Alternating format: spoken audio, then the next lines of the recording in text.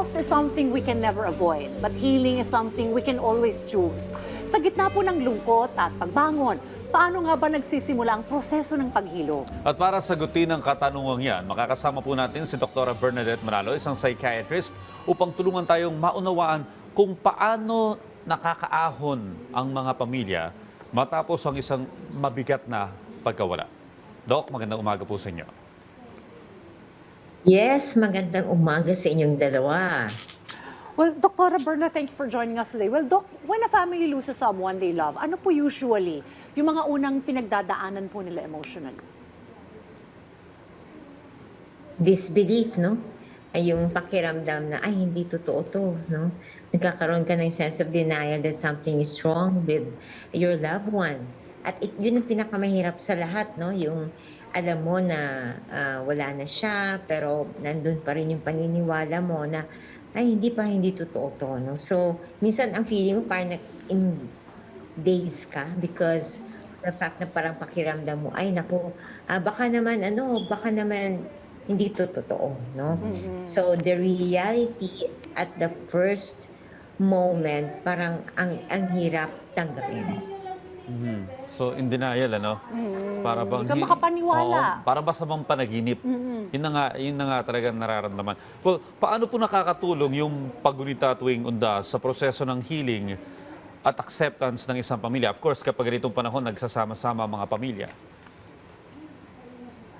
The mere fact na magkakasama ang pamilya ay isang source of healing na yun, no? Because they are united in emotions and feelings.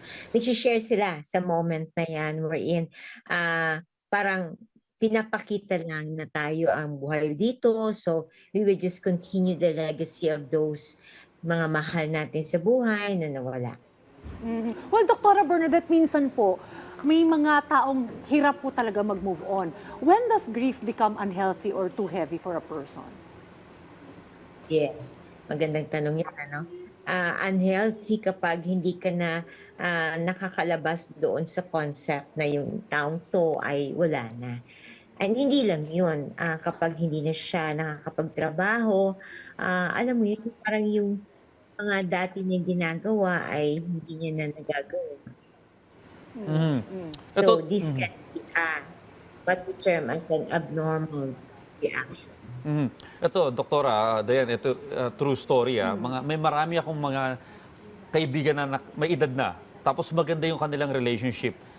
Namatay yung asawa. In a few months, in a few years, sumusunod. Sumunod na rin dito. Oo, dahil sa kalungkutan na dala, dahil hindi na sanay mag-isa. For the longest time, may partner siya, tapos bigla na lang nawala. Ito po ba yung tinatawag na unhealthy na pagluluksa?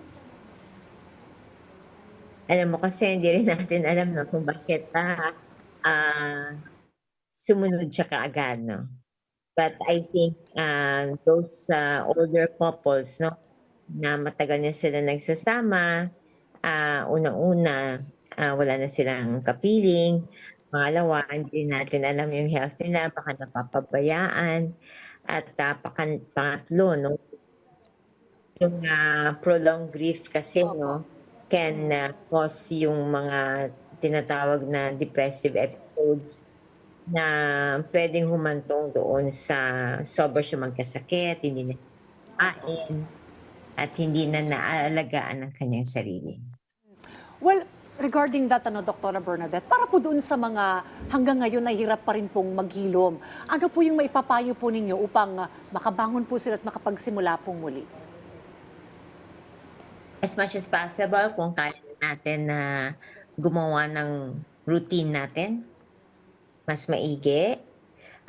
Pangalawa, the power of communication, the power of keeping in touch, no, with your loved ones, especially those na nagbibigay sa iyo ng halaga. If you can continue living and not dying, no? Napakahirap nun, ano? Pero kung makakuha tayo ng strength, no, sa ating religion, sa ating paniniwala, at as much as possible, keep the fire burning by continuing to live. Ayun, continuing to live, moving on No, tsaka maganda yung sinabi ni Doktora na keep in touch doon sa mga kaamag-anak mo na kapareho mong nagluluksa. Tsaka importante do yung support system rin, lalo na rin sa ating mga Yes, very kapamilya na mag-anak. important. Well, Doktora, maraming salamat po sa inyong pagbabahagi ng kalaman, Doktora Bernadette Manalo. Marami pong salamat, Doktora. Thank you so much.